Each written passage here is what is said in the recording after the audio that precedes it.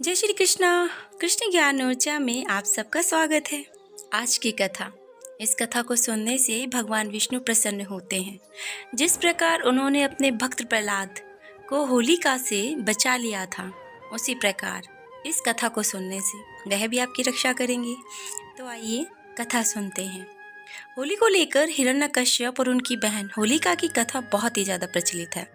प्राचीन काल में अत्याचारी राक्षस राज हिरण्यकश्यप ने तपस्या करके ब्रह्मा से वरदान मांग लिया और कहा कि संसार में कोई भी जीव हो, जंतु हो, देवी राक्षस या देवता हो, मनुष्य हो, उसे कोई नहीं मार सकता। ना ही वह दिन में मरे और ना ही वो रात में मरे, ना ही पृथ्वी पर, ना आकाश में, ना घर में, ना बाहर, यहाँ तक कि कोई शस्त्र भी उसे मार ना पाए। उसने इस तरह का वरदान ब्रह्मा से मांग लिया। अब ब्रह्मा ने उसे यह वरदान दे दिया। अब ऐसा वरदान पाकर वह अत्यंत ही निरंकुश बन बैठा। उसे इस बात का घमंड हो गया कि अब तो भाई उसे कोई मार ही नहीं सकता। हिरण्यकश्यप के यहाँ प्रहलाद जैसा परमात्मा में अटूट विश्वास करने वाला एक भक्त पुत्र पैदा हुआ। प्रहलाद जो था वो भगवान विष्णु का अनन्य भक्त था।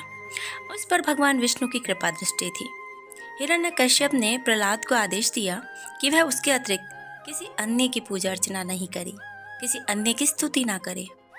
प्रहलाद के ना मानने पर हिरण्यकश्यप उसे जान से मारने को उतारू हो गया और उसे मारने के लिए अनेक अनेक प्रकार के उपाय करने लगे। लेकिन हर बार प्रहलाद को भगवान विष्णु बचा लेते थे, क्योंकि उस पर तो प्रभु की कृपा दृष्टि थी। हिरण्यकश्यप की बहन होलिका को अग्नि से बचने का वरदान था। उसको वरदान था कि उसको आग में कोई नहीं जला सकता। हिरण्यकश्यप ने अपनी बहन होलिका की सहायता से प्रहलाद को आग में जलाकर मारने की योजना बनाई। अब होलिका बालक प्रहलाद की गोद में बैठ गया और उसे मारने के उद्देश्य से उसे लेकर के आग में बैठ गई। प्रभु कृपा से होलिका जलकर वहीं भस्म हो गई। इस प्रकार प्रहलाद को मारने के प्रयास में होलिका की मृत्यु हो गई।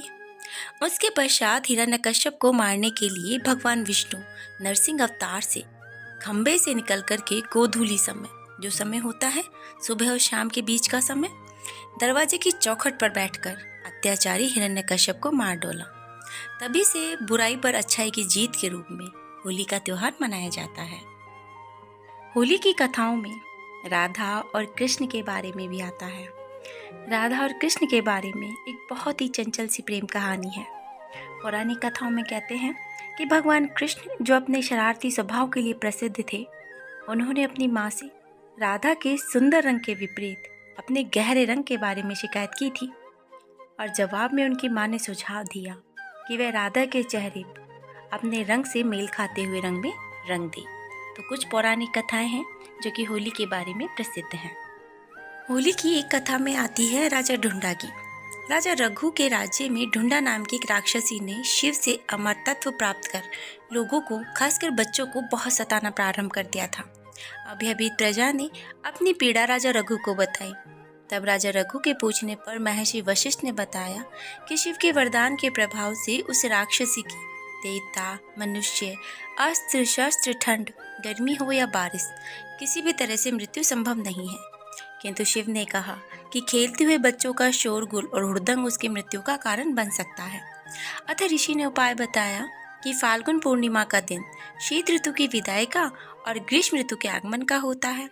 उस दिन सारे लोग एकत्रित होकर के आनंद और खुशी के साथ हंसते हैं, नाचते हैं, गाते हैं। छोटे बच्चे निकलकर शोर मचाएं, लकड़ियाँ, घास, उपले इत्यादि इकट्ठा कर मंत्र बोलकर उसमें आग जलाएं, अग्नि की परिक्रमा करें और उसमें होम करें। अब राजा के द्वारा प्रजा के साथ इन सब क्रियाओं को करने पर अंततः ढूंढा नामक राक्षसी का अंत हुआ। इस प्रकार बच्चों पर से राक्षसी बाधा, प्रजा के भय का निवारण हुआ और यही दिन होली का और कालांतर में होली के नाम से लोकप्रिय हुआ।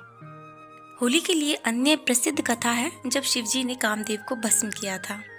इंद्र ने कामदेव को भगवान शिव की तपस्या भंग करने का आदेश दिया। अब कामदेव ने उसी समय बसंत को याद किया और अपनी माया से बसंत का प्रभाव फैला दिया। इससे सारे जगत के प्राणी काम में मोहित हो गए। कामदेव का शिव को मोहित करने का यह प्रयास होली तक चला। अब होली के दिन भगवान शिव की तपस्या भंग हो गई। उन्होंने रोष में आकर कामदेव को भस्म कर दिया और यह संदेश दिया कि होली पर मोह, इच्छा, लालच, धन, मद इनको अपने पर कभी भी हावी नहीं होने दे। तब से होली पर वसंत उत्सव होली जलाने की परंपरा प्रारंभ हुई। इस घटना के बाद शिवजी ने माता पार्वती से विवाह की सम्मति दी, जिससे सभी देवी देवताओं, शिवगणों, मनुष्यों में हर्षोल्लास फैल गया। उन्होंने एक दूसरे पर रंग गुलाल उड़ाकर जोरदार उत्सव मनाया और आज होली घर घर में मनाई जाती है।